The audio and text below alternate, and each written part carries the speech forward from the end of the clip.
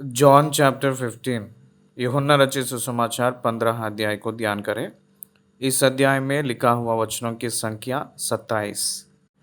इस अध्याय में प्रामुख्य रूप में परमेश्वर की किसानी के बारे में बात करती है। परमेश्वर की किसानी का मतलब हमें सबसे पहले ये याद आता है कि इस्राएल, परमेश्वर ने इस्राएल को एक बारी के रूप में बनाए हैं कहकर यशायाह ग्रंथ में 5 अध्याय हमें गवाही देती है।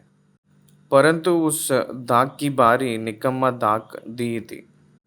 इस्राएल ने परमेश्वर नियुक्त करके वो अपने निमित्त नियुक्त कर लिया हुआ राज्य था। वो परमेश्वर की व्यवस्था उन लोगों को दिया गया था।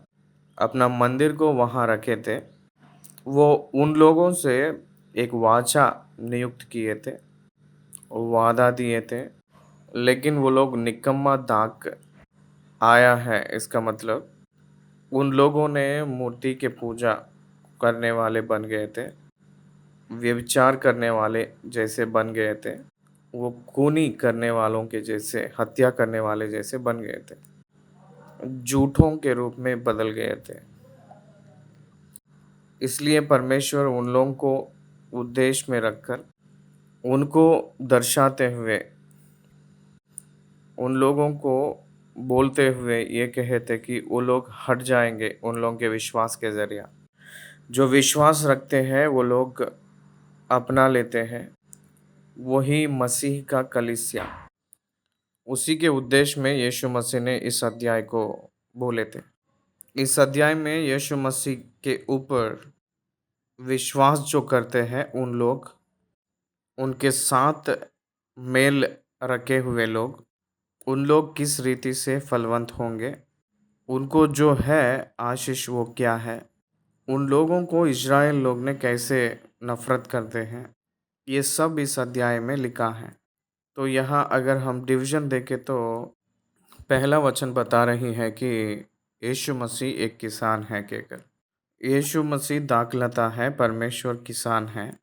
डालियाँ यीशु मसीह के ऊपर विश्वास करने वालों को दर्शा रही हैं। उनके नाम पर विश्वास करके जो उनके पीछे चलने वाले इज़राइली परमेश्वर के लिए फलवंत नहीं होंगे तो उसको काटा जाएगा, हटाया जाएगा। तो पहला वचन ये उद्देश्य दर्शा रही है कि किसानी में परमेश्वर ने क्या सोच रहे हैं उसके बारे में बताती है। परमेश्वर को जो चाहिए वो है कि फलों के लिए तो दाग की बारी डालते हैं। इसलिए किसान को जो चाहिए वो है कि वो फल जिसके अंदर नहीं रहता है उसको परमेश्वर ने अंगीकार नहीं करेंगे, उसको अपनाएंगे नहीं, छोड़ देते हैं, हटाते हैं और जला देते हैं। दूसरी वचन में काइंड्स ऑफ ब्रांचेस, फलवंत होने वाली डालियां भी है, निष्फल की डालियां भी है। Kinds of branches shows the types of people, प्रभु से जुड़े हुए लोग, प्रभु से ना जुड़े हुए लोग, प्रभु से लगे हुए लोग, प्रभु से ना लगे हुए लोग। जो लगे हुए लोग फलवंत होंगे, जो ना लगे हुए लोग सूख जाएंगे। उनकी ओर से जो आता है मंजा, जो नहीं लेते हैं वो सूख जाएंगे। इसका मतलब उनकी ओर से जो विश्वास आता है वो जो लोग स्वीकार नहीं करते हैं उन लोग सूख जाएंगे और नाश हो जाएंगे। वो लोग फलवंत होंगे नहीं और सूख जाएंगे। उसके बाद वो लोग काट के हटाने वाले ही होंगे, ना कि कुछ काम के लिए। वो इज़राइल के पक्ष में हुआ था। तीसरी बात, तीसरी वचन में स्टेट ऑफ ट्रू बिलीवर, सच्चा विश्वासी किस रीति से विश्वास में रहेगा, वो बहुत से फलवंत हुए जैसा रहेगा। 4 और 5 आयतें, फलवंत होने के लिए कंडीशंस क्या क्या चाहिए, किस रीति से रहने से फलवंत होंगे। 6वीं आयत में यीशु मसीह में उद्धार के निमित्त स्थिर रहने की ज़रूरत। 7वीं वचन में जितने लोग उनमें स्थिर रहे उन लोगों की प्रार्थनाओं के उत्तर कैसे आएगा बता रहे हैं। 8वीं वचन में फलवंत होने वाली उद्देश्य क्या है बता रहे हैं। 9 आयत से लेकर 14 आयत तक आशीषें, उनमें जो लोग स्थिर रहते हैं, लगे रहते हैं, उन लोगों को जो होने वाली आशीषें और उनकी स्थिति आशीष, ये दोनों के बारे में बता रहे हैं। 15 से लेकर 17 आयत तक जो लिखा हुआ वचनों में उनके साथ जो दोस्ती करते हैं तो उन लोगों को जो होने वाली सबूतें, एक बात में कहना चाहे तो it is to the power of attorney to the believers Christians. 18 से लेकर 21 वचन तक कहे तो क्यों सच्चे विश्वासी लोगों को संसार बैर करती है। 22 से लेकर 25 वचन के बीच में क्यों ये संसार ने मसीह को बैर करती है। 26 और 27 वचनों में पवित्र आत्मा के जरिया गवाही पाने का उसका विवरण इसमें दिया गया है। ये पूरे बातें इस 15 अध्याय में कहा जा रहा है, बातें उसका विवरण है ये। तो आइए पहली आयत से हम लोग ध्यान करें। पहला आयत, सच्ची दाखलता मैं हूँ और मेरे पिता किसान हैं। आप ध्यान दीजिए, पहली वचन में यीशु मसीह और पिता दोनों हैं। 26वीं वचन में ध्यान देंगे तो पवित्र आत्मा परमेश्वर है, अपना सहायक। इस अध्याय में पिता, पुत्र, पवित्र आत्मा, परमेश्वर, इन तीनों दाग की डालियों से वो लोग काम कर रहे हैं।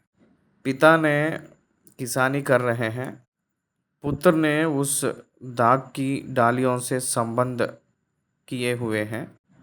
पिता, पुत्र और पवित्र आत्मा परमेश्वर उस प्रतिफल का गवाही देते हुए इसमें रहे हैं।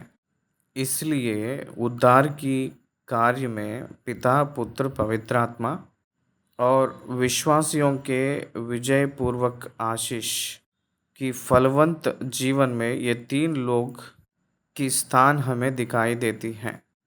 एक बात हमेशा याद रख लीजिए, कोई भी अपने आप फलवंत नहीं होगा। Note it down. पिता, पुत्र, पवित्र आत्मा के सहायता ना होकर कोई भी विश्वासी फलवंत नहीं होगा। फलवंत का मतलब आत्मा की फल।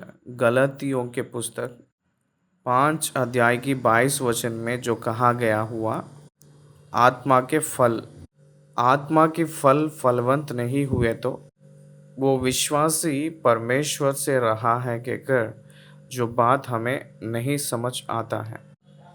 एक वृक्ष का उद्देश्य ये होता है कि फल पाना ही है ना, तो इसलिए फल ही प्रधान है, प्रामुख्य है। फलवंत होना ही प्रामुख्यता है। उसमें स्थिर रहकर भी नहीं फलवंत हो रहे हैं, सूख जा रहे हैं, तो उसके वजह से फल क्या है कहकर देखे तो सिर्फ बोल लेना, प्रोफेसिंग, हम लोग उसमें बने हैं कहकर तो बोल ले रहे हैं, लेकिन हम लोग उसमें बने नहीं हैं। अगर सच्ची में वो लोग बने रहते हैं तो फलवंत होते थे ना। इसीलिए बोल रहे हैं कि मैं सच्चा दाखलता हूँ कहकर। क्यों यीशु मसीह ने अपने आप को सच्चा दाखलता के रूप में वो यहाँ बोल रहे थे, पता है आपको? जो सच नहीं था उस दाग के रूप में जो है वो है कि इज़राइल। हमें रोमियों के पत्री 11 अध्याय में अंजीर के विषय में एक दृष्टांत बताते हुए, अविश्वास के वजह से उन लोगों को काट दिया गया था। विश्वास के जरिया मसीह की कलीसिया उनमें जुड़े रहकर परमेश्वर से शांति पाए हैं। उन लोगों को छोड़ दिए तो आशीष है, तो वो लोग बने रहना और भी बहुत ऐसे आशीषित होने का कारण होंगे कहकर कहे थे।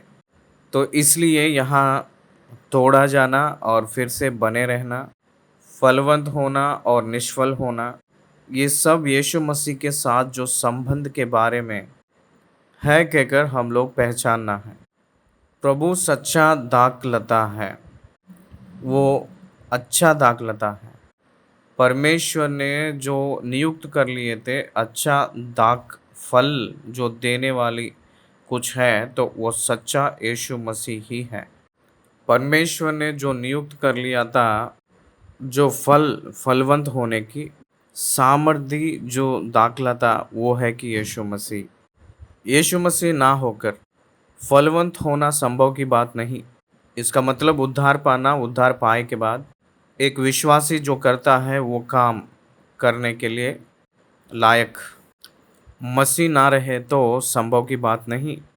इसीलिए वो कहते कि मैं सच्चा दाखलता हूँ, कहकर कहते हुए डालियों के बारे में बात कर रहे थे। मेरे पिता किसान हैं। Ultimate owner God.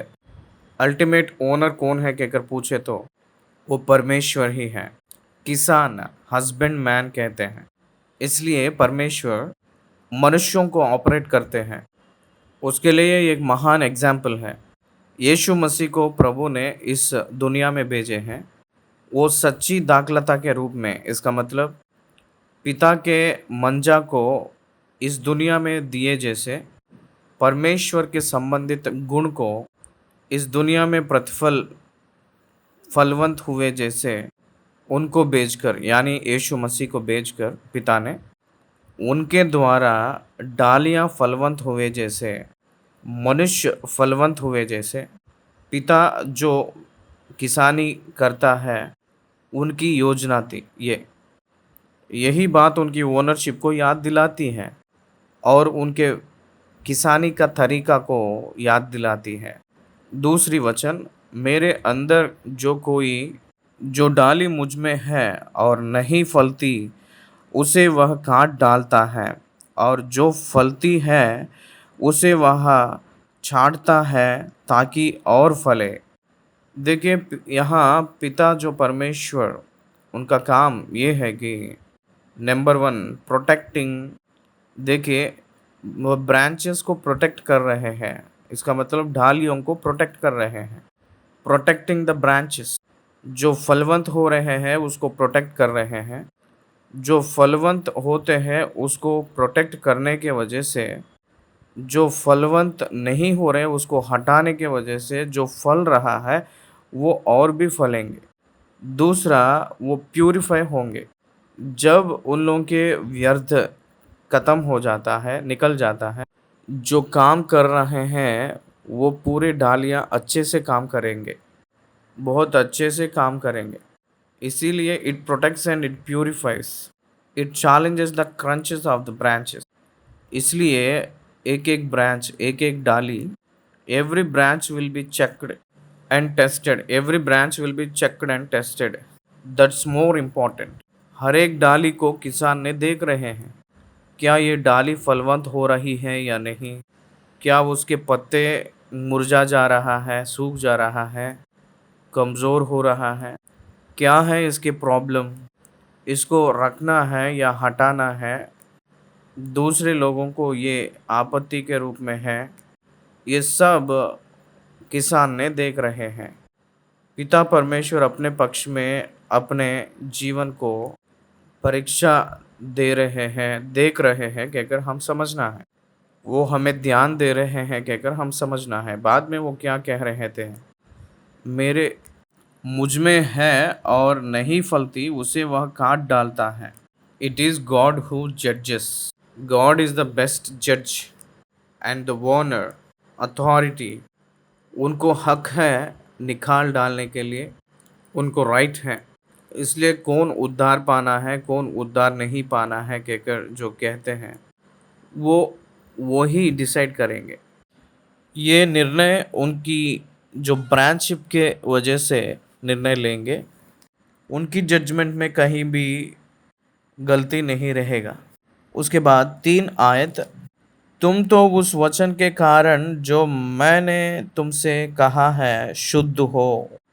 इसका मतलब आप लोग शुद्ध होने का कारण मतलब यह है कि क्लेंसेस, ऑलरेडी क्लेंस्ड पर्सनालिटीज उनके अंदर जो बने रहते हैं उनमें जो फल होते हैं फलवंत होते हैं वो लोग उद्धार पाए समान हैं। उसका मतलब उद्धार पाए हुए लोग हैं कहकर उनका कहना है। देखिए डालियों का सैंटिफिकेशन स्पिरिचुअलिटी। सैंटिफिकेशन पवित्र किया जा रहा है। सैंटिफिकेशन वो पवित्र किया जा रहा है। डालियों का मतलब विश्वासी लोग हैं। विश्वासी लोग पवित्र किया जाना ही परमेश्वर की योजना है। तुम तो उस वचन के कारण जो मैंने तुमसे कहा है शुद्ध हो। इसका मतलब परमेश्वर आपको पवित्र किया है कहकर अर्थ आती है। तुम मुझ में बने रहो और मैं तुम में। It is the promise. जैसे डाली यदि दाखलता में बनी ना रहे तो अपने आप से नहीं फल सकती, वैसे ही तुम भी यदि मुझ में बने ना रहो तो नहीं फल सकते। अपने अंदर स्पिरिचुअल फ्रूट आना चाहिए। फ्रूट ऑफ द स्पिरिट अगर अपने अंदर से आना है तो यीशु मसीह के द्वारा ही आएगा। यीशु मसीह को छोड़कर किसी के द्वारा आ नहीं पाएगा। यीशु मसीह में जो विश्वास नहीं करते हैं उन लोग इस दुनिया में आत्मा का फल नहीं फलवंत होंगे। आत्मा का फल आ नहीं पाएगा उन लोग में। उन लोग जितने भी अच्छे आदतों पाकर और अच्छा भक्ति किए तो भी, कितना भी धर्मी के रूप में रहे तो भी, अगर यीशु मसीह में विश्वास ना होकर रहे तो स्वर्गलोक की संबंधित फल को वो लोग नहीं पाएंगे। वो लोग नहीं पा सकते हैं, अनुग्रह नहीं पा सकते। प्रेम, धर्म और भरोसा, ईमानदारी, आनंद, दया, अच्छापन, ये सब उनमें बिब्लिकल स्टैंडर्ड्स, डिवाइन स्टैंडर्ड्स में, हेवनली स्टैंडर्ड्स में अगर दिखना चाहे तो केवल मसीह के द्वारा ही। दूसरा चांस नहीं है। दूसरे विषय में उन लोगों को नहीं हो पाएगा। वही वहाँ बता रहे थे। जैसे डाली यदि दाखलता में बनी ना रहे तो अपने आप से नहीं फल सकती, वैसे ही तुम भी यदि मुझ में बने ना रहो तो नहीं फल सकते। It is very important. ये बहुत महत्वपूर्ण है। बने रहना है। बने रहने का मतलब क्या है? वही परमेश्वर का पर्पस, बने रहना। बने रहना ही अपने परमेश्वर में रहने का कारण होता है। बने रहेंगे तो ही हम लोग फलवंत होंगे कहकर ये बात हम जानना चाहिए। वैसे ही 5 आयत, मैं दाखलता हूँ तुम डालियाँ हो, जो मुझ में बना रहता है और मैं उनमें वह बहुत फल फलता है। ये है गुण। एक डाली बहुत से फलवंत फलना है तो परमेश्वर से अटैच होकर रहना चाहिए, एबाइड होकर रहना चाहिए। एबाइडिंग का मतलब कंटिन्यूस उनमें बने रहना। अटैच होने का मतलब विश्वास के ज़रिए बने रहना। संबंध बने रखना है और संगति बने रखना है। दोनों मिलकर होना चाहिए। संबंध नहीं होकर संगति में रहे तो फलवंत नहीं होंगे। संबंध रहकर जो संगति में नहीं रहे तो वो लोग फलवंत नहीं होंगे। इसीलिए संबंध और संगति दोनों मसीह के साथ रहे तो ही एक व्यक्ति के अंदर अत्यधिक रूप में फलवंत हमें दिखाई देती है। वही प्रभु ने कह रहे हैं, मुझसे अलग होकर तुम कुछ भी नहीं करेंगे। मुझसे अलग होकर तुम कुछ भी नहीं कर सकते। परमेश्वर वही कह रहे थे। आप अपने आप फलवंत नहीं हो पाएंगे। अगर फल आना है तो प्रभु से अपना एसोसिएशन, प्रभु से अपना फेलोशिप, प्रभु से अपना रिलेशनशिप हम लोग हमेशा चेक कर लेना चाहिए। हम लोग जब चाहे तब चेक कर लेना चाहिए। यदि कोई मुझ में बना ना रहे तो वह डाली के समान फेंक दिया जाता और सूखा जाता है और लोग उन्हें बटोरकर आग में झोंक देते हैं और वे जल जाती हैं। देखिए, जो निष्फल की डाली के बारे में, यदि कोई मैं मुझ में बना ना रहे तो, यदि कोई मुझ में बना ना रहे तो वो बना नहीं ना रहेगा और फलवंत नहीं होगा। जो नहीं बना रहेगा तो नहीं फलवंत होगा। इसका मतलब बने रहने का मतलब विश्वास जो रहना, और बने ना रहने का मतलब विश्वास नहीं रखना।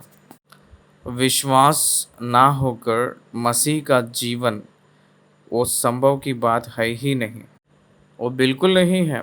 इसलिए विश्वास ही मसीह का जीवन है। इसलिए बहुत से लोग देखिएगा, दशमांश जितने आप आशीषित होते जा रहे उतना दशमांश देते जाना है कहकर कहे तो उससे बढ़कर उन लोगों के अंदर जो कार्य नहीं दिखाई देती है। क्यों कहकर पूछे तो वो लोग बने रहने के अनुभव में नहीं हैं। प्रार्थना करो कहकर बोले तो नहीं कर सकते हैं। बने रहने के अनुभव उनके अंदर नहीं है। विश्वास लोग आतिथ्य दो कहकर बोले तो नहीं दे सकते, क्योंकि बने का अनुभव नहीं है, फल नहीं आ रहा है, प्रॉपर रिलेशनशिप नहीं है, फेलोशिप नहीं है, फ्रेंडशिप नहीं है, association with Christ weekend and weekend में वो लोग चले जाते हैं। इसीलिए उन लोग में फल नहीं दिखाई देती है। But they looks like religious people and having the religious names of also, but they are not spiritual. उन लोग आत्मिक संबंध के रूप में नहीं रह पा रहे हैं। वो ही प्रभु यहाँ कह रहे हैं, यदि तुम मुझ में बने रहो और मेरा वचन तुम में बना रहे। एक व्यक्ति कैसे बने रहेगा, यही 7वीं वचन में प्रभु कह रहे थे। परमेश्वर में बने रहने का मतलब यह है कि उनके वचन के अनुसार करना है। तब हम लोग इफेक्टिव क्रिश्चियन के रूप में रहते हैं। तब प्रभु हमें जो चाहे तो वो हमें देते। प्रभु को जो चाहिए उसका उद्देश्य, वो फल हम लोग फलवंत हुए। सो जब तब हम लोगों को जो चाहिए तब पूछे तो according to the will of Jesus Christ of God, जो अपने तरफ जो पर्पस के रूप में रहा उसको हम लोग पहचान कर पूछे तो वो हमें अनुग्रह किया जाएगा। ये गलत मत समझना। आपको जो चाहिए वो, इसका मतलब यह है कि हम लोगों को जो इच्छा है वो नहीं। प्रभु के उद्देश्य के अनुसार आप लोग उससे बने रहकर उसके लिए जो कुछ प्रयास करके जो चाहिए तो आपको अनुग्रह किया जाएगा। 8वीं वचन, 7वीं वचन में प्रार्थना का उत्तर वादा के रूप में है। हम लोग प्रार्थना करेंगे तो उसका उत्तर पाएंगे। अपने प्रार्थना का उत्तर प्रदान किया जाएगा, परंतु हम लोग अपने उद्देश्य को जांचना चाहिए। 8वीं वचन, आप बहुत से, यानी मेरे पिता की महिमा इसी से होता है कि तुम बहुत सा फल लाओ, तभी तुम मेरे चेले ठहरोगे। हम लोग बहुत से फल लाएंगे तो किसको नाम आएगा, किसका महिमा आएगी? पिता की। एक पेड़ बहुत से फल लाई है, इसका मतलब वहाँ के सॉइल को, उस मालिक को अच्छा सा नाम आएगी। हमारे आंध्र प्रदेश में नूजवीड कहकर एक जगह है, उसको नूजवीड की आम कहकर बुलाते हैं। वहाँ के आम को न्यूजवीड इज़ द प्लेस। वो फ्रूट उस प्लेस को बड़ाई लाई है, उसकी मालिक का बड़ाई की है। फलाना व्यक्ति के बारी में, फल का मतलब वो एक नाम है। It's indicates the soil and it's nature, उस धरती का प्रत्येकता, इसका मतलब उस फल का स्वाद। वैसे ही 8वीं वचन में लिखा है कि मेरे पिता की महिमा इसी से होती है कि तुम बहुत सा फल लाओ। देखिए, अगर 100 गुना प्रतिफल आप लाए हैं, प्रतिफल फले हैं, तो तब प्रभु की महिमा होगा, आपके प्रभु की महिमा होती है, तभी तुम मेरे चेले ठहरोगे। एक बात से वो कंफर्म कर दिए हैं। डिसाइपल्स मतलब कौन है? जो फलवंत होते हैं, फल लाते हैं, बहुत ज़्यादा फल लाते हैं, उन लोग परमेश्वर के संबंध रहने वाले, परमेश्वर के संगति रहने वाले, परमेश्वर के साथ दोस्ती करने वाले, परमेश्वर के लीन रहने वाले, परमेश्वर से लगे रहने वाले, परमेश्वर से पाए हुए लोग और परमेश्वर की इच्छा को पूरा करने वाले होकर तब अत्यधिक रूप में वो लोग फलवंत हुए जैसे रहे, सो तब चेले के रूप में ठहरेंगे वो लोग। कुछ भी ना होकर हम लोग मसीह वाले कहकर बोल लेते हैं लोग। जीवन में बदलाव ना होकर, जीवन में आध्यात्मिक ना होकर, जीवन में स्वर्गलोक की मूल्य को अपने ऊपर छाया ना होकर ही हमें मसीह वाले हैं, हम लोग सेवक हैं, हम चेले हैं कहकर बोल लेते हैं। इसलिए प्रभु ने कहे थे, आप लोग बहुत से फल लाना है, तभी प्रभु की महिमा, तभी मेरे चेले होंगे। पिता को महिमा नहीं लाते हैं तो वो चेला कहकर बुलवा लेना वो सही तरीका नहीं है। परमेश्वर की महिमा आ रही है आपके जीवन से, आपकी जो व्यवहार से, आपके कार्यों से परमेश्वर की महिमा आ रही है। क्या आपके कामों से प्रभु की महिमा हो रही है? क्या परमेश्वर महिमा पा रहे हैं आपके द्वारा इस समाज में? वो चेले लोग अपने आप को जब चाहे तब जांच लेना चाहिए। 9वीं आयत, जैसे पिता ने मुझसे प्रेम रखा वैसे ही मैं तुमसे प्रेम रखा, मेरे प्रेम में बने रहो। मेरे प्रेम में बने रहने का मतलब क्या है पता है? मुझसे प्रेम रखने का मतलब क्या है पता है? वही 10वीं आयत में लिखा है, यदि तुम मेरे आज्ञाओं को मानोगे तो मेरे प्रेम में बने रहोगे, जैसे कि मैंने अपने पिता की आज्ञाओं को माना है और उसके प्रेम में बना रहता हूँ। अगर प्रेम कहकर शब्द बाइबल में कहीं भी आए तो उसको आज्ञा कनेक्ट होकर रहती है। पहली यूहन्ना की पत्री पहली अध्याय में जो प्रेम करता है वो आज्ञा का पालन करेंगे कहकर कहा गया था वहाँ। इसलिए प्रेम करने का मतलब वो अंदरूनी में रहकर नहीं दिखाई देती है, लेकिन बाह्य रूप में, बाहर की तौर से देखे तो बाहर जो दिखता है वो है कि कार्य, काम। इसका मतलब परमेश्वर से प्रेम कर रहे हैं, इसका मतलब परमेश्वर जो कहते उस बातों को करना। यीशु मसीह से हम प्रेम कर रहे हैं कहकर कब कहते हैं हम लोग? यीशु मसीह जो कहते वो काम। यीशु मसीह हमें कौन सी बातें बोले थे? पवित्र जीवन जीने के लिए कहे थे। सैंक्टिफिकेशन, पवित्र जीवन जीने के लिए कहे थे। दूसरी बात, आत्माओं को बचाने के लिए कहे थे। सुसमाचार की प्रचार करने के लिए कहे थे। सोल विनिंग करने के लिए कहे थे। आध्यात्मिक के रूप में रहने के लिए कहे थे। दुनिया से अलग रहने के लिए कहे थे। ये सब आज्ञाएं हैं और सबसे महत्वपूर्ण एक दूसरे से प्रेम करने के लिए कहे थे। पिता को प्रेम किए हैं यीशु मसीह कैसे? पिता जो आज्ञाएं दिए थे उसके अनुसार वो चले थे और वो मृत्यु हुए थे। परंतु हम लोग अपने प्रभु से प्रेम कर रहे हैं कहकर कैसे बताएंगे? अपने जीवन में प्रभु जो दिए हैं काम, वो करना ही हम लोग उसके प्रेम कर रहे हैं कहकर पता चलेगा। हमें प्रभु जो दिए हैं संदेश को काम के रूप में लोगों में बताने के ज़रिया हम लोग प्रभु से प्रेम कर रहे हैं कहकर समझ आएगा। 11वीं वचन, मैंने ये बातें तुमसे इसलिए कही हैं कि मेरा आनंद तुम में बना रहे और तुम्हारा आनंद पूरा हो जाए। सच्ची आनंद परमेश्वर से प्रेम करने में है और उनकी आज्ञाओं को पालन करने में है।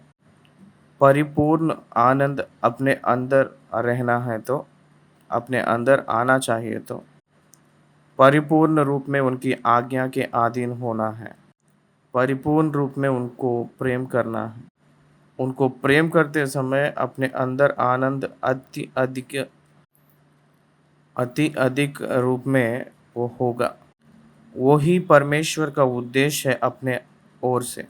12वीं वचन, मेरी आज्ञा यह है कि जैसे मैंने तुमसे प्रेम रखा वैसे ही तुम भी एक दूसरे से प्रेम रखो। देखिए, सारी व्यवस्था 2 आज्ञाओं में परिपूर्ण हुआ है। उसमें से एक, तू अपने समान अपने पड़ोसी से प्रेम रख। दूसरा, आपको अपने पूर्ण बल से, पूर्ण सामर्थ से परमेश्वर की महिमा करना है। इसलिए परमेश्वर की प्रेम करना, परमेश्वर की आज्ञाओं को पूरा करना ही है, तो मनुष्यों को प्रेम करना और परमेश्वर जो आज्ञा हमें दिए हैं उस आज्ञाओं को पालन करना। इसलिए हम लोग मनुष्यों को प्रेम करना है, उस रूप में हम लोग जीना है। It's not an optional, it's an mandatory. अगर हमें पसंद आया है तो प्रेम करना, नहीं तो नहीं कहकर नहीं, हम लोग निश्चय प्रेम करना है। यीशु मसीह किस रीति से प्रेम किए थे दुनिया को? अनकंडीशनली प्रेम किए थे। हमें भी अनकंडीशनली प्रेम करना है। उन लोग कैसे हैं उसके वजह से नहीं, हम लोग प्रेमी हैं इसलिए, प्रेम अपने अंदर है इसलिए, अपने अंदर जो प्रेम के वजह से उन लोगों को प्रेम करना है। वो लोग प्रेम करने के लिए योग्य है कहकर नहीं, हम लोग प्रेम करने वाले हैं इसलिए प्रेम करना है। ये हमें समझने के लिए कोशिश करना है। 13वीं वचन, इससे बड़ा प्रेम किसी का नहीं कि कोई अपने मित्रों के लिए अपना प्राण दे। जो आज्ञा मैं तुम्हें देता हूँ, यदि उसे मानो तो तुम मेरे मित्र हो। दोस्त के लिए, मित्र के लिए प्राण रखने वाला बहुत महान होता है ना, उससे बढ़कर कोई रहता है क्या? यीशु मसीह सच्चा मित्र है हमें, क्योंकि वो अपने लिए प्राण रख दिए थे। हम लोग भी दूसरों के लिए, हम लोग दोस्त कहकर कहे तो प्राण दिए जैसे हमें दोस्ती करना चाहिए। प्राण दिए सो उतना प्रेम करना चाहिए। वही स्नेह है, वही दोस्त है, उसी को दोस्ती कहते हैं।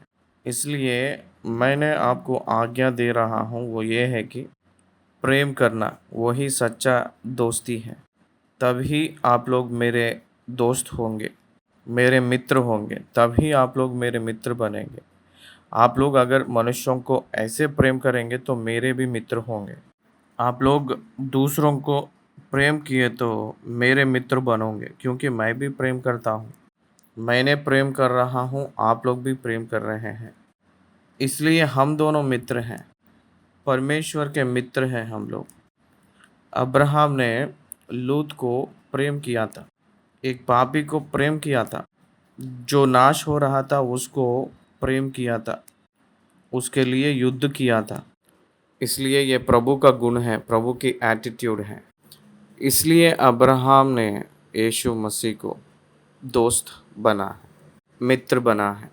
चेले लोगों से प्रभु ने कहे थे, आप लोग मेरे मित्र हैं, इसलिए मैं बात कर रहा हूँ, कह रहे थे। ये इसलिए कह रहे थे कि वो दुनिया को प्रेम कर रहे हैं, लोगों को प्रेम कर रहे हैं, उन लोगों के लिए प्राण रखे से जैसे वो लोग आगे जा रहे थे। यीशु मसीह जैसे गए थे, चेले लोग भी वैसे ही जा रहे थे, इसलिए यीशु मसीह के मित्र हुए थे वो लोग। यीशु मसीह के दोस्त का मतलब सारे दिन चर्च पे आने वाले नहीं, मतलब संडे संडे लोगों को प्राण से भी बढ़कर प्रेम करने वाले मित्र होंगे।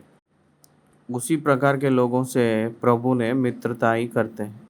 15वीं आयत, अब से मैं तुम्हें दास ना कहूँगा, क्योंकि दास नहीं जानता कि उसका स्वामी क्या करता है, परंतु मैंने तुम्हें मित्र कहा है, क्योंकि मैंने जो बातें अपने पिता से सुनी वे सब तुम्हें बता दी। ये पूरे पिता की बातें हैं। 16वीं वचन, तुमने मुझे नहीं चुना, परंतु मैंने तुम्हें चुना है और तुम्हें नियुक्त किया कि तुम जाकर फल लाओ और तुम्हारा फल बना रहे, कि तुम मेरे नाम से जो कुछ पिता से मांगो वह तुम्हें दे। बहुत से लोग ये सोचते कि यीशु मसीह को हम अंगीकार किए थे, हम कबूल किए थे कहकर सोचते हैं। आप लोग अंगीकार करना नहीं प्रभु को, प्रभु आप लोगों को नियुक्त कर लिए थे, प्रभु ने आपको नियुक्त कर लिए थे, इसलिए तब आप लोग उनकी ओर मुड़े हैं। प्रभु ने आपको नियुक्त कर लिए थे, इसलिए आप लोग परमेश्वर के काम कर ले रहे हैं, कर पा रहे हैं। मैंने बहुत घोर पापी था, मैं योग्य नहीं था। मुझे पता है कि 100% नहीं, 200% मैं योग्य नहीं था, पापी था, मैंने अपवित्रता वाला था। मैं इस पवित्र वचन को छूने के लिए और उच्चारण करने के लिए योग्यता नहीं हूँ मैं। Even today on the table मैं बता रहा हूँ, परंतु ये मेरी योजना नहीं है ये वचन बोलने के लिए, वो परमेश्वर ने नियुक्त कर लिए थे। परमेश्वर की योजना थी ये। वो हमें वचन को बोलने के लिए नियुक्त कर लिए थे, इसलिए मैं वचन बोल रहा हूँ और मैं अभी ज़िंदा हूँ।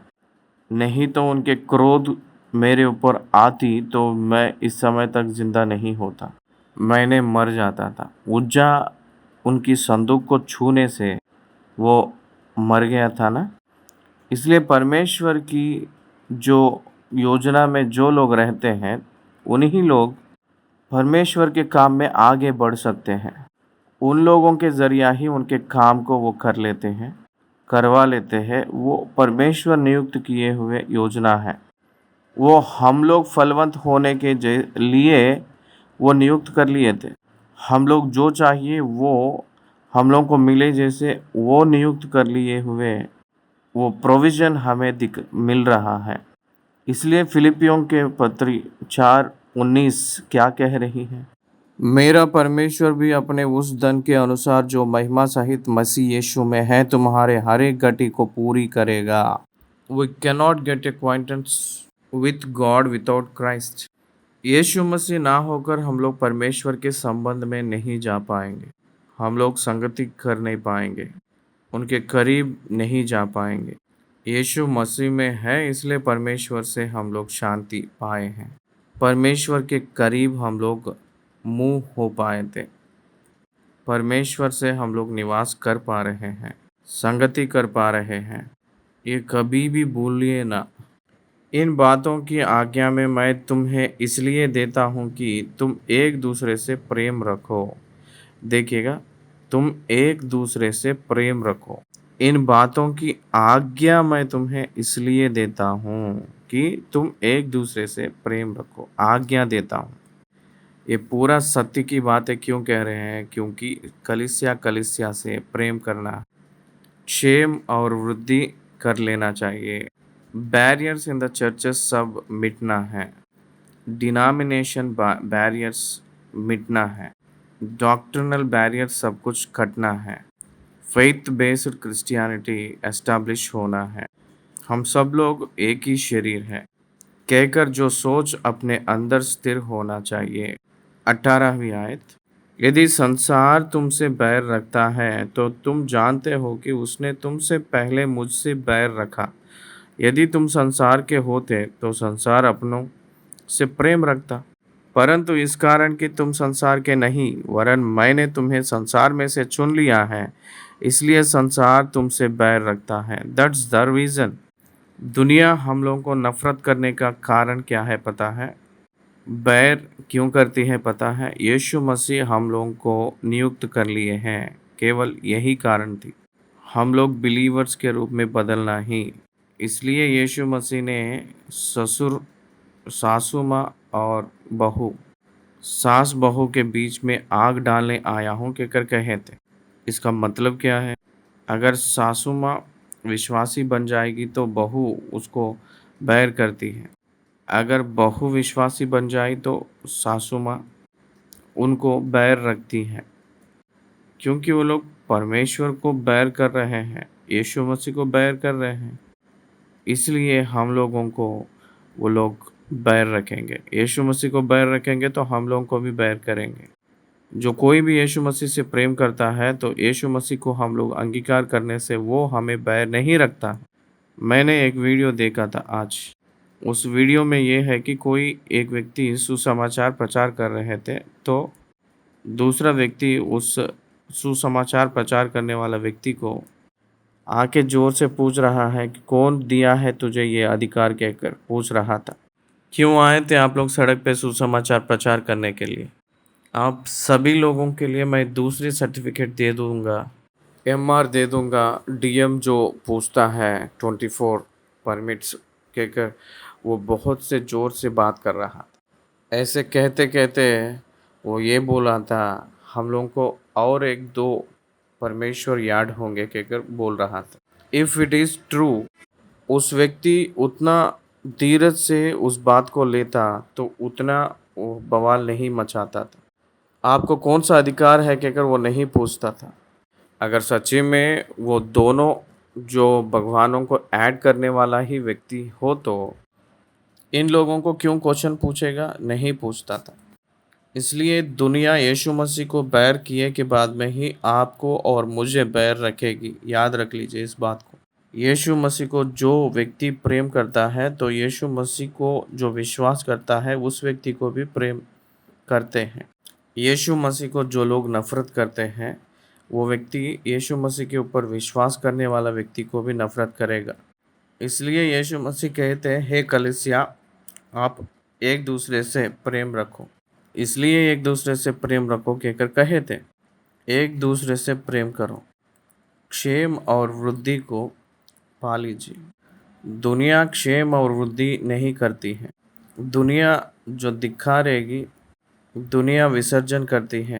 दुनिया हमें इनकार करेगी, हमसे दोस्ती करना नहीं चाहती है।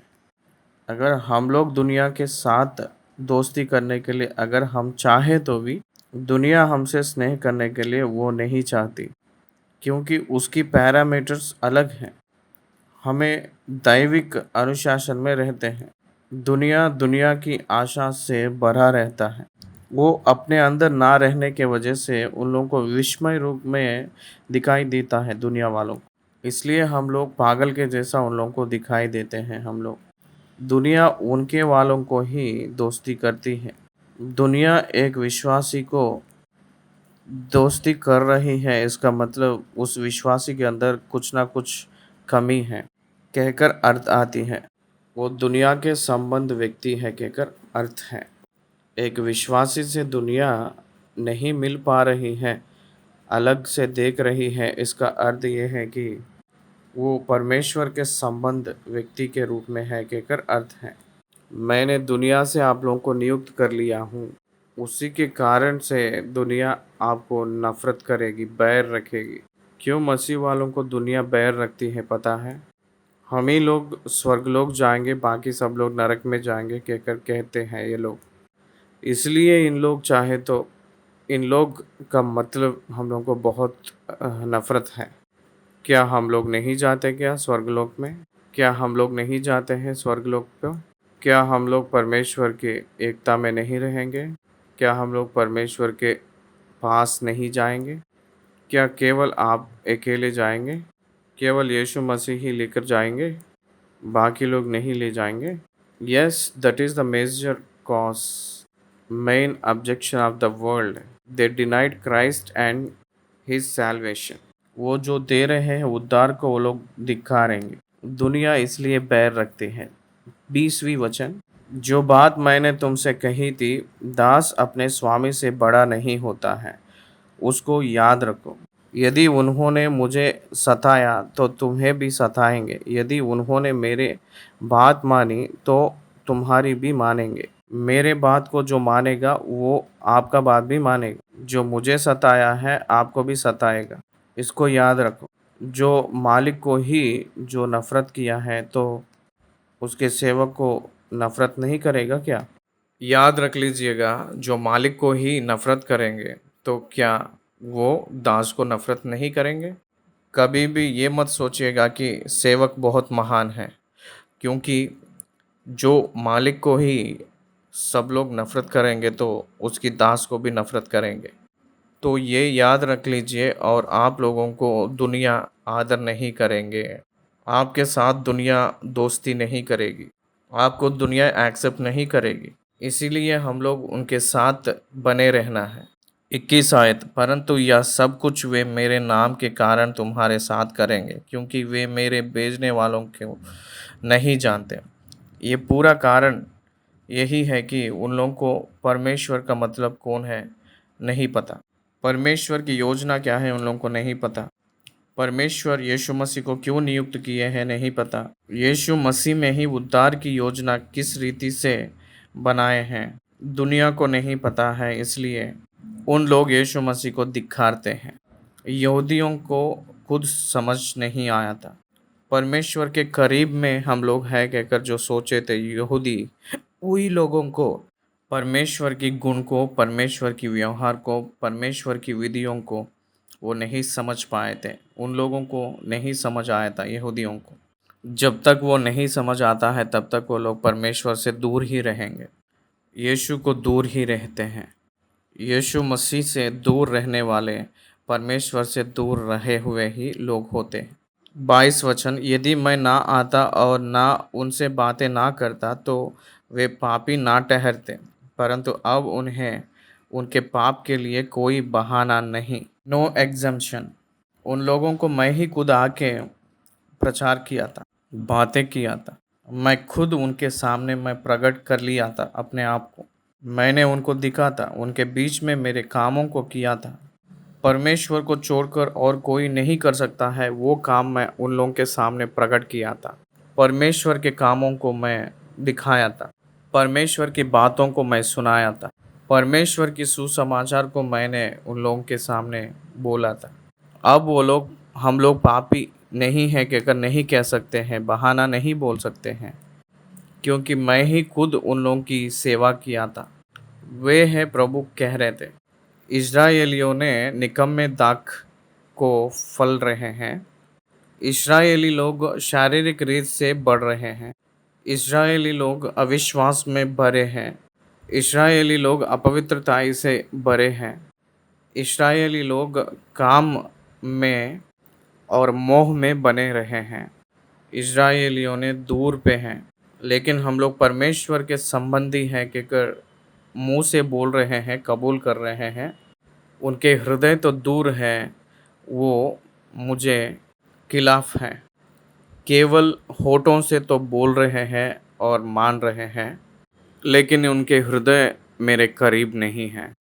इस रीति से प्रभु उन लोगों के बारे में बोल रहे थे बातें, इसलिए उन लोग पाप में ही स्थिर खड़े रहे। इस बात को बोल रहे थे प्रभु ने चेले लोगों से।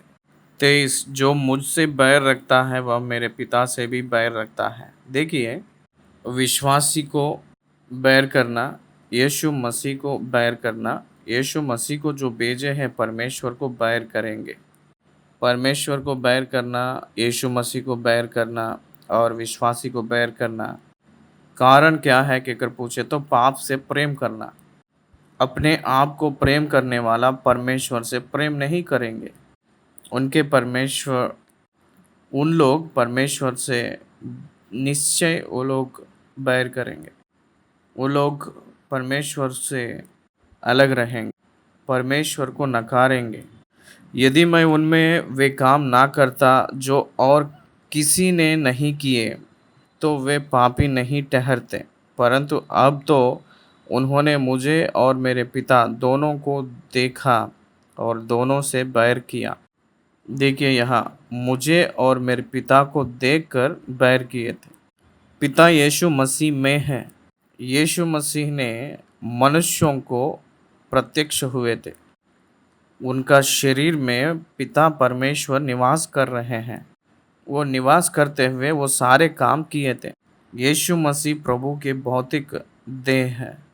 उनके बीच में पाप रहित होकर दिखाई दे रही हैं, परंतु उन लोग द्वेष किए थे, नफरत किए थे, उनको बैर किए थे। उनके अंदर जो पिता को भी वो लोग बैर किए थे। उन लोग देखने के बावजूद भी बैर किए थे। देखिए, मैं कुछ एग्जाम्पल्स आपको बताऊंगा, ध्यान दीजिएगा। पहाड़ के ऊपर उपदेश खत्म हो गया था, नीचे उतरकर आ रहे थे। एक कोढ़ी रोगी आया था उनके पास। करुणामयुडु कहकर जो तेलुगु मूवी में जो मसीह का उसमें दिखाई दिए हैं, तो लोग वहाँ से वो लोग भाग जाते हैं। क्यों वो लोग चले गए हैं, दौड़कर निकल गए थे वहाँ से? वो समझाने के लिए डायरेक्टर प्रयास किया था। यीशु मसीह उनको छूने से, यीशु मसीह अपवित्र नहीं हुए। यीशु मसीह छूने से वो कोढ़ी व्यक्ति ठीक हो गया था, शुद्ध हो गया था। प्रधान याजक भी अगर कोढ़ी व्यक्ति को छुएंगे अपवित्र हो जाएगा। इसका मतलब प्रधान याजक से भी महान है Yeshu Masih. Nothing but God's manifestation, revelation. इसलिए कोढ़ी व्यक्ति ठीक हो गया था, उसको छूते ही तुरंत ठीक हो गया था। वो छूने से ठीक हो गया था तुरंत। एक इंसिडेंट है ये। दूसरा इंसिडेंट, जो लाजरस मर गया था, मरा हुआ लाजरस को बुलाए थे, तो लाजर को सुनाई दिया। मृतक लोग मनुष्य की पुत्र की आवाज़ सुनने का घड़ी आएगा और वो आ चुका है। मरा हुआ व्यक्ति किसका आवाज़ सुन सकता है? परमेश्वर का आवाज़ सुन सकता है और मनुष्य की आवाज़ नहीं सुनाई देगा। वो जो मर गया है इसका मतलब, तो उस व्यक्ति को इस दुनिया से डिस्कनेक्ट हो गया है, संबंध खत्म हो गया। तो कैसे सुनाता? सोचिए, उसको छोड़िए। देखिए, मलकुस कहकर एक से सिपाही का कान को पतरस ने मार डाला था, कान को काट डाला था।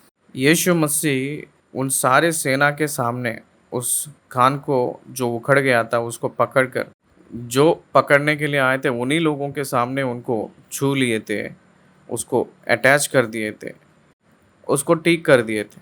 हाउ ब्लाइंड देवर! कौन कर सकता है जो कटा हुआ कान को, जो ब्लीड हो रहा था उस कान को फिर से चिपकाना और उस ब्लीड को स्टॉप करके उस कान को एज इट इज़ के रूप में रखकर कुछ भी नहीं हुआ जैसे करना, किसके ओर से हो सकता है? क्या कोई डॉक्टर कर सकता है? उसको कुछ करेगा, सर्जरी करेगा और उसका जो गया है ब्लड उसको तो वापस ला नहीं पाएगा। अरे वहाँ तो चोट लगा ही नहीं जैसा बनाया था तुरंत प्रभु ने आँखों के सामने, तब भी वो लोग नहीं माने थे। जल को दाखरस के रूप में बदले हैं, उनके आँखों के सामने। जन्म से जो अंधा है वो रोशनी पाकर, आँख पाकर देखने लगा और वहाँ से चले गया। जो व्यक्ति पैरालिसिस वाला था, लकवा पड़ा व्यक्ति, उनके आवाज़ सुनकर वो अपने खुद खटिया उठाकर ले जा रहा था, काट उठाकर ले चल रहा था। जो गूंगा है वो बोलने लगा, उसका पिता ने जो चैलेंज किया था प्रभु के सामने। जो बहरा है वो सुन रहा था, एफेता कहकर प्रभु कहते ही उसके कान खुल गई और वो सुनने लगा। इतने अद्भुत कार्य किए तो भी उन लोग, उनके बीच में यहूदी लोग, प्रभु कितने किए थे उस समय। यूहन्ना ने लिखा था, धरती बचेगी नहीं अगर वो जो कार्य किए थे लिखने से शुरू करेंगे, तो लिखना शुरू करेंगे उस आश्चर्य कर्मों को, तो ये धरती काफ़ी नहीं कहकर यूहन्ना ने लिखा। उतने कार्य किए तो क्यों उनको धिक्कार के क्रूस पे चढ़ाए कहकर पूछे तो, दे denied God, not only Christ, they denied God also. केवल यीशु मसीह को ही धिक्कारे नहीं, वो खुदा को, परमेश्वर को धिक्कारे हैं। समूएल ने इस्राएल लोग जो राजा को मांग रहे हैं कि अगर प्रभु के चरणों में आके रोए थे, तो उस समय प्रभु ने कहे थे, परमेश्वर ने, हे समूएल, तुझे नहीं वो लोग धिक्कारे हैं, मुझे धिक्कारे हैं कहकर कहे थे। परमेश्वर ने कहे थे समूएल से। भजन संहिता 59 और 4 आयत में लिखा है, जो अकारण मेरे बैरी हैं वे गिनती में मेरे सिर के बालों से अधिक हैं। मेरे विनाश करने वाले जो व्यर्थ मेरे शत्रु हैं वे सामर्थी हैं, इसलिए जो मैंने लूटा नहीं वह भी मुझको देना पड़ा। इसमें जो अकारण मेरे बैरी है कहकर लिखा है। भजन संहिता 35 और 19 में लिखा है कि जो अकारण मेरे बैरी है कहकर मुझे शत्रु के समान देखे है कहकर अर्ध आय जैसे लिखे हैं। ये पूरा हुआ। यीशु मसीह को नफरत करने का कारण क्या है? वो लोग ये कह ले रहे हैं कि यीशु मसीह को नफरत करके तूने यीशु मसीह होकर मैं परमेश्वर हूँ कहकर बोल ले रहे हो, कहकर बोल रहे थे। परंतु यीशु मसीह ही परमेश्वर है, वही परमेश्वर है ना, वही परमेश्वर है। तो उनको ये लोग नफरत करना क्या बात है? तो वो क्यों बैर रख रहे हैं? सोचिए इस बात को। उसके बाद 26 और 27 में पवित्र आत्मा के वजह से हम लोग गवाही के रूप में रहेंगे कहकर बताया गया है। 26 आयत, परंतु जब वह सहायक आएगा जिसे मैं तुम्हारे पास पिता की ओर से भेजूंगा, अर्थात सत्य की आत्मा जो पिता की ओर से निकलता है, तो वह मेरी गवाही देगा और तुम भी मेरे गवाह हो क्योंकि तुम आरंभ से मेरे साथ रहे हो।